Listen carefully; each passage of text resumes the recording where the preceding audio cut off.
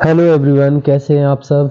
तो चलिए, जैसा कि प्रेजेंट इंडेफिनिट का हमने पहला पार्ट डाल रखा था, तो दूसरा पार्ट क्या, बस उसके एग्जाम्पल रह गए थे और कुछ विशेष तरह के एग्जाम्पल जिनमें क्वेश्चन वर्ड खुद कर्ता का काम करता है। कुछ विशेष तरह के, जैसे कभी नहीं, नेवर वाले भी एक आध सेंटेंस बताने थे। तो जैसे कि ये है, तुम्हें अंग्रेजी कौन पढ़ाता है, तो इस प्रकार के सेंटेंस में हमारा कर्ता भी हमारा क्वेश्चन वर्ड ही होता है, कर्ता। तो पढ़ाने की क्रिया कौन कर रहा है, कौन कौन की जगह जो भी शब्द आएगा वही हमारा सब्जेक्ट होगा।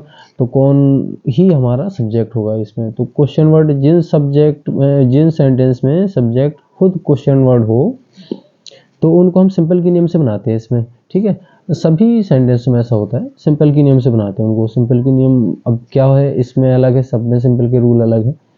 सब में तो नहीं, मतलब इसमें अलग है, प्रेजेंट इंडेफिनिट में, पास्ट इंडेफिनिट में थोड़ा सा डिफरेंट है इन दोनों में। बाकी तो सेम है, हेल्पिंग वर्ब सब में आती है, बस इसमें सिंपल में हेल्पिंग वर्ब नहीं आती है। अगर से सब्जेक्ट सिंगुलर है तो मेन वर्ब में एस लगा देते हैं। जैसे कि ये है, तुम्हें अंग्रेजी कौन पढ़ाता है, तो इसमें सब्जेक्ट हमारा हूँ। तो सबसे पहले सब्जेक्ट क्वेश्चन वर्ड हो गया, यही सब्जेक्ट हो गया। अब इसके बाद क्या आती है, सब्जेक्ट के बाद मेनली साधारणतः नॉर्मली हेल्पिंग वर्ब, लेकिन इसमें हेल्पिंग वर्ब आती नहीं सिंपल सेंटेंसों में, तो सीधा मेन वर्ब आएगी। मेन वर्ब अब चूंकि हु होता हमारे सिंगुलर कैटेगरी में आएगा, तो ये मेन वर्ब में एस लगा देंगे। तो टीच में हम एस लगाएंगे, क्योंकि आपको पता ही होगा कि एस कहाँ लगता है, कहाँ एस लगता है। तो सी एच आया है लास्ट में, तो हम क्या लगाएंगे, इसके लास्ट में एस लगाएंगे। तो हु टीचेज, इसके बाद क्या, ऑब्जेक्ट सबसे पहले इनडायरेक्ट ऑब्जेक्ट लिखा जाता है। ठीक है, इनडायरेक्ट मतलब सजीव, तो यू, तो हु टीचेज यू। इसके बाद क्या, इंग्लिश। इस तरह से ये हमारा सेंटेंस हो गया, हु टीचेज यू इंग्लिश। और एक और, जैसे कभी नहीं वाला आप देख सकते हैं आप। अब जब भी सेंटेंस जैसे कि क्वेश्चन वर्ड होगा, उसमें सब्जेक्ट का काम करेगा, तो उसको ऐसे सिंपल के नियम से बनाएंगे, उसमें हेल्पिंग वर्ब नहीं आएगी, बस ये ध्यान देना है प्रेजेंट इंडेफिनिट में। और जैसे कि एक और देख लें हम,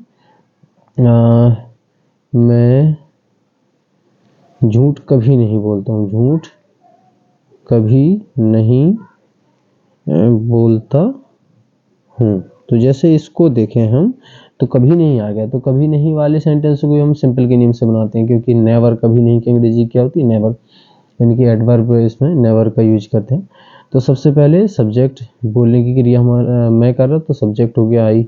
इसके बाद कभी नहीं की अंग्रेजी, मतलब हेल्पिंग वर्ब के पहले ही लिखते हैं इसको, मतलब हेल्पिंग वर्ब तो इसमें आएगी नहीं, क्योंकि हमने बता रखा है ये, जिसमें नहीं की अंग्रेजी नॉट लिखें तो उनको डू नॉट, डज नॉट, तब हम हेल्पिंग वर्ब पे यूज करते हैं। अदरवाइज अगर नॉट की अंग्रेजी किसी शब्द में शामिल है तो उसमें नहीं लिखते हैं, तो इसमें नेवर में ही शामिल हो जाती है।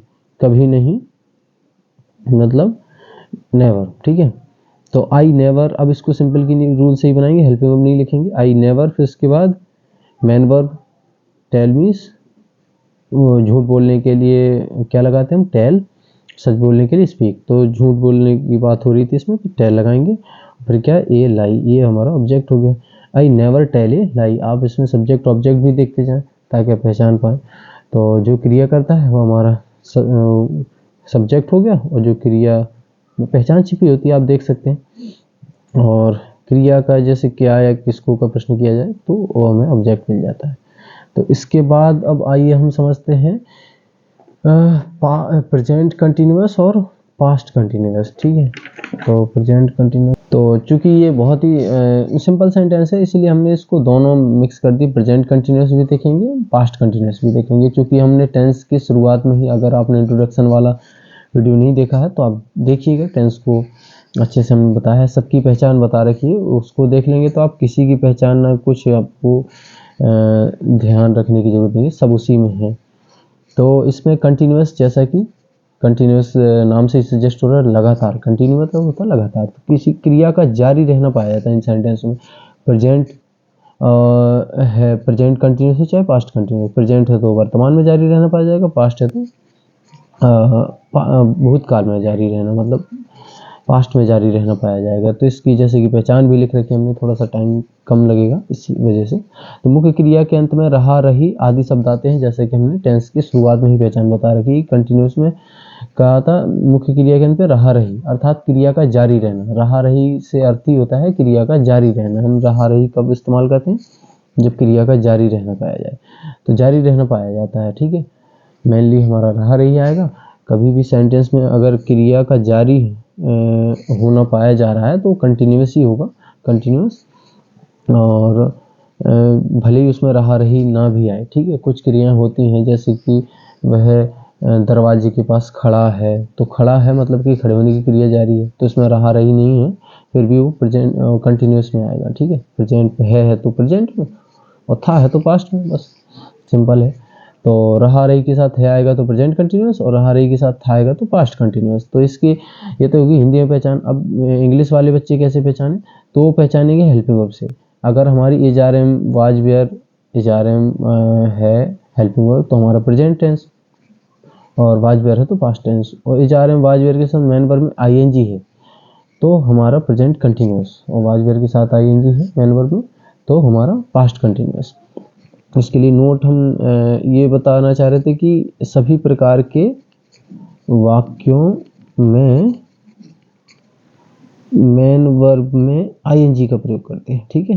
तो आईएनजी का प्रयोग करते हैं, ठीक है। बस ये है हमारा सभी प्रकार के वाक्यों में, ठीक है, चाहे इंट्रोगेटिव नेगेटिव हो, कुछ भी हो, तो बस मेन वर्ब में आईएनजी का प्रयोग करेंगे। तो रूल हमारा रूल वही है जो कि हमने पहले बताया था, सब्जेक्ट, इसके बाद वर्ब, उसके बाद ऑब्जेक्ट। पूरी इंग्लिश में यही रूल चलेगा। वर्ब में पहले हेल्पिंग वर्ब, इनमें सभी प्रकार के वाक्य में हेल्पिंग वर्ब आती है, और फिर उसके बाद मेन वर्ब, और इसमें आईएनजी लगाएंगे बस, ठीक है। तो बस इसके बिना देर के एग्जाम्पल देखते हैं, जैसे कि शीला बाजार जा रही है, तो शीला बाजार जा रही है, जैसे कि ये है तो जाने की क्रिया जारी है, रहा रही से दिखाया गया है तो प्रेजेंट कंटिन्यूअस। प्रेजेंट कंटिन्यूअस के लिए helping verb is are am. Is are am का यूज आपने हम पढ़ा रखे हैं, जिसमें देखिएगा आप कि इज किसके साथ, आर किसके साथ, एम किसके साथ। तो जैसे कि एक बार फिर रिवाइज कर दें, सिंगुलर सब्जेक्ट के साथ इज आएगा, और प्लूरल सब्जेक्ट के साथ आर आएगा, और आई के साथ हमारा एम, ठीक है, फिक्स। और पास्ट में आई हमारा सिंगुलर होता, प्रेजेंट में प्लूरल मानते, फिर भी इसमें तो आई के साथ एम आता। तो इसमें आई, ही, सी, एट ये सिंगुलर सब्जेक्ट है, इसके साथ वाज, और यू, वी, दे, और प्लूरल सब्जेक्ट के साथ हमारा वेयर। प्लूरल सब्जेक्ट से मतलब है बहुवचन, एक से ज़्यादा हो जो करता, ठीक है। तो जैसे शीला बाजार जा रही है, तो इसके लिए क्या करेंगे? सबसे पहले हमारा जाने की क्रिया शीला करी, तो शीला हमारा सब्जेक्ट हो गया, तो शीला। इसके बाद हेल्पिंग वर्ब शीला एक वचन है तो प्रेजेंट कंटिन्यूअस है, तो हेल्पिंग वर्ब शीला के हिसाब से क्या आएगी? सिंगुलर है तो इज। और फिर उसके बाद मेन वर्ब, जैसा कि रूल है सब्जेक्ट, फिर उसके बाद helping verb main verb. Go में सभी प्रकार के वाक्यों में आईएनजी लगेगी, तो Sheela is going to market. तो इस तरह से ये बहुत ही सिंपल बना लेंगे आप आराम से। जैसे कि दूसरा सेंटेंस है, अगर कोई भी दिक्कत है तो कमेंट सेक्शन में लिखिएगा। वे क्रिकेट नहीं खेल रहे थे, थोड़ा सा सभी प्रकार के बता दें हम। क्रिकेट, अरे यार क्रिकेट नहीं खेल रहे थे, तो वे क्रिकेट नहीं खेल रहे थे। सबसे पहले क्या, प्लूरल सब्जेक्ट है हमारा दे मीन्स है खेलने की क्रिया। अब ये रहा था रही थी के साथ थे आ गया, तो ये पास्ट है हमारा। तो सबसे पहले दे, इसके बाद हेल्पिंग वर्ब क्या लगाएंगे? वेयर। नहीं नहीं की अंग्रेजी फिर नॉट तुरंत आएगा, नॉट। फिर उसके बाद मेन वर्ब प्लेइंग, खेलना, प्लेइंग। ठीक, इसके बाद क्या? क्रिकेट। तो इस तरह से ये हमारा हो जाएगा। और तीसरा, और जैसे कि इंट्रोगेटिव ले लें, क्या, बस इसमें बदलता है हेल्पिंग वर्ब, था होगा तो वाज वेयर में से कोई, है तो जा रहे में से कोई, बस सिंपल है। क्या तुम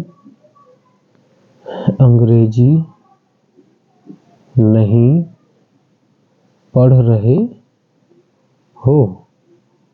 तो इसमें देखें तो शुरुआत में क्या आ गया, तो जो हमने प्रेजेंट में भी पढ़ा था, अभी तक जितने टेंस पढ़े सब में पढ़ा है कि जब भी शुरुआत में क्या है तो जो हेल्पिंग वर्ब होगी या जो लास्ट वाले वर्ड की अंग्रेजी होगी वही क्या की अंग्रेजी हो जाएगी। तो इनमें हेल्पिंग वर्ब भी क्या क्या अंग्रेजी हो जाती है। तो तुम सब्जेक्ट है, पढ़ने की क्रिया तुम कर रहे हो, तुम सब्जेक्ट है, तो इसके हिसाब से हेल्पिंग वर्ब क्या आएगी, प्लूरल है तो आर।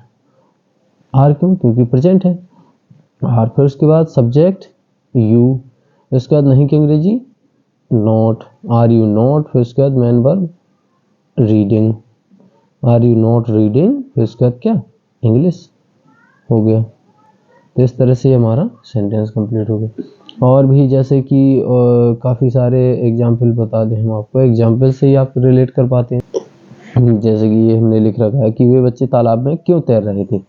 तो सबसे पहले क्वेश्चन वर्ड, अब चूंकि रहा था रही थी यानी कि पास्ट कंटिन्यूअस, तो पहले तो क्वेश्चन वर्ड रूल कैसा है, क्वेश्चन वर्ड वाले सेंटेंस में पहले क्वेश्चन वर्ड के अंग्रेजी, फिर उसके बाद हेल्पिंग वर्ब लगाएंगे। तो वे बच्चे, तैरने की क्रिया वे बच्चे कहते ज़्यादा हैं, तो इसका मतलब है प्लूरल हेल्पिंग वर्ब आएगी यानी कि वेयर।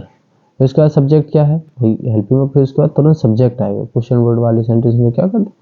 तो इस तरह से वे बच्चे की अंग्रेजी क्या बनाएंगे, दोज चिल्ड्रन। ठीक है, तो CHILDREN, तो दो चिल्ड्रन। इसके बाद नहीं तो है नहीं तो सब्जेक्ट के बाद नॉट की अंग्रेजी लिख देते। फिर उसके बाद सीधा मैन वर्ब आएगी। मैन वर्ब क्या, स्विमिंग, तो SWIM डबल M हो जाता है इसमें, स्विमिंग। इसके बाद कहाँ, in the pond, in the pond. ठीक है, तो इस तरह से वाई वेयर दो चिल्ड्रन नॉट, नहीं तो है नहीं sorry, swimming in the pond. तो और जैसे कौन वाला बता दें, जैसे कि दरवाजा कौन खटखटा रहा है। तो सबसे पहले दरवाजा कौन खटखटा रहा है, तो इसमें कौन वाले सेंटेंस में हमने पढ़ा है कौन ही सब्जेक्ट होता है, तो सब्जेक्ट हमारा और कौन सिंगुलर है।